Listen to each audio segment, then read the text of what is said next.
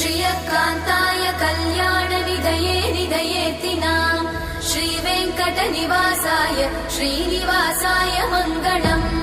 लक्ष्मी सविभ्रमालोकसुभ्रूविभ्रमचक्षुषे चक्षुषे सर्वलोकानां वेङ्कटेशाय मङ्गलम्। श्रीवेङ्कटाद्रिशृङ्गाग्रमङ्गलाभरणाङ्गये मङ्गलानां निवासाय श्रीनिवासाय मङ्गलम्। सर्वावयव सौन्दर्य सम्पदा सर्वचेतसां सदा सम्मोहनायास्तु वेङ्कटेशाय मङ्गलम्। नित्याय निरवध्याय सत्यानन्दचिदात्मने सर्वान्तरात्मने श्रीमद् वेङ्कटेशाय मङ्गलम्। स्वतः सर्वविदे सर्वशक्तये सर्वशेषिने सुलभाय सुशीलाय वेङ्कटेशाय मङ्गलम्।